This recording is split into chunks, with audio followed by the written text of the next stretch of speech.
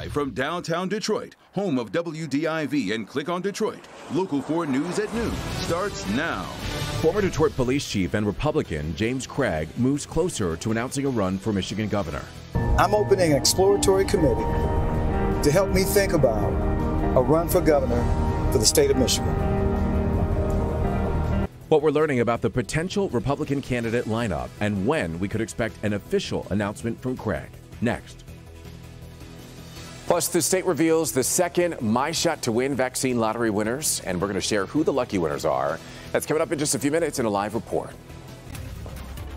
But first, we're following breaking news here at noon. This just in, Canadians, whether they're vaccinated or not, will not be allowed to cross the border into the United States for non-essential reasons through at least August 21st. The U.S. Department of Homeland Security extended its temporary restriction today. Vaccinated Americans can begin traveling to Canada in 2.5 weeks. Also making headlines at this hour, Michigan announced the second round of winners in the My Shot to Win sweepstakes. The winner of the $1 million prize was announced along with two $50,000 winners as well. Let's go live to our Victor Williams. He joins us now with a look at who these lucky people are, and they are certainly coming forward and excited about it, Victor. Oh yeah, Evrod, I'm a little jealous myself, but the $1 million winner is LaTonda Anderson.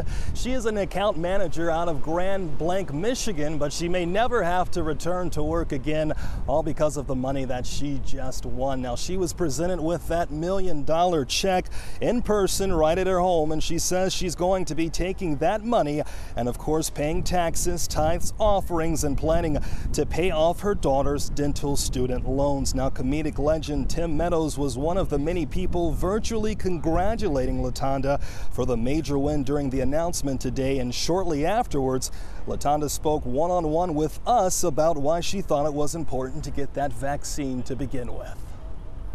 When we talk about the COVID vaccine, it's like, why not do our part if we could even just a little bit, if we could save just one person? Why not? What will it hurt? What could it possibly hurt? And we got to say that's a pretty good prize for just getting a shot in your arm. The two other winners of those $50,000 prizes come from Sterling Heights and Rockford, Michigan. We'll learn more about them tonight at 5 p.m. For now, we are reporting live downtown. Victor Williams, Local 4. Well, listen, Victor, there's still a $2 million prize up for grabs, so don't count yourself out just yet, buddy. Hopefully, let's see. All Fingers right. crossed. And we know how you'll spend it. A new car. New in the gubernatorial race, former Detroit Police Chief and Republican Chief James Craig moves closer to running for Michigan governor. So let's send things out to our Rob Maloney. He joins us now live. And Rod, Chief Craig says that he has launched what they're calling an exploratory. In the gubernatorial race, former Detroit Police Chief and Republican Chief James Craig moves closer to running for Michigan governor. So let's send things out to our Rob Maloney. He joins us now live. And Rod, Chief Craig says that he has launched what they're calling an exploratory committee, not making the announcement of running for governor official just yet. Well, yeah, for all intents and purposes, we now know he's running for governor for sure. And this morning he released a video on Facebook, and in fact it runs almost 3 minutes, and it's the chief driving around the city of Detroit in a black GMC SUV. And he starts talking about the things that happened while he was the police chief, claimed to have improved morale, talked a lot about what it is that he thinks the state needs. He has been sort of slow walking this, had a couple of appearances in the last month or so since leaving the department, was highly critical of the governor. And in the video, he gets critical of her yet again, basically saying no more rules, not for me, but for thee, as he said in his video. And so one of the things that's going to happen is he's going to be going back on the Tucker Carlson show. We're told he's going to be there again tonight. He's been there quite a bit over the last couple of years, which in many ways has helped put him on the map and gave the National Republican Party reason to talk to him about running for governor. So here is what he says toward the end of his video about his run. I'm opening an exploratory committee to help me think about a run for governor for the state of Michigan. This is about leading from the front, keeping people safe, which is a core responsibility, solving problems. That's what Michigan needs. Now, the Michigan Democratic Party took exception with the governor, with the announcement of running for governor, or at least the exploratory committee by James Craig, and put out this statement today. James Craig is just another politician that thinks he can get through this messy and crowded GOP field of far-right extremists without any accountability on his stances. Michiganders will have no trouble identifying the vast differences between a governor that has and will continue to put Michigan first and whoever Republicans push through this expensive and divisive primary. So really all has begun. They did say at the Craig campaign that he will make an official announcement come Labor Day or thereabouts. But for all intents and purposes, the race for governor is now on in earnest. There are a number of candidates in the GOP field, and later on tonight on Local 4 News at 5, we'll take a look at who is in and where they all stand. Reporting live, Rod Maloney, Local 4. All right, Rod, thank you for the update there. In other news this afternoon, according to a new study, the Johnson & Johnson COVID-19 vaccine might not be as effective as those with mRNA technology. The study from BioRxiv says that the people who got the vaccine, the J&J vaccine, might need to get a second dose of ideally the Pfizer or Moderna vaccine. Now, we do want to note that the study has not been peer-reviewed or published, but the findings align with studies of the AstraZeneca vaccine. Experts say that people should still get the J&J vaccine, but they hope that in the future it'll be boosted with either another dose of J&J or a boost with Pfizer or Moderna. Meanwhile, the CDC says that the Delta variant of the coronavirus is more contagious and more dangerous, and it's fueling a startling surge in cases and deaths around the country. Right now, the CDC believes that 83% of COVID cases here in the United States are the Delta variant, and we have just learned that life expectancy in the United States has dropped 1.5 years over the last year, and this is thanks in large part to COVID-19 and then also drug overdose deaths as well. Right now, 91 million Americans live in counties with a high COVID transmission, as you can see here on this map, represented by the red color on the map. As cases rise, many places are rethinking their mask policy and might return to crisis mode. Gabe Gutierrez has more.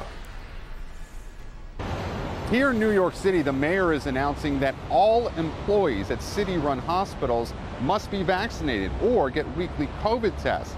The city will join San Francisco, which mandated that all city employees there get vaccinated last month.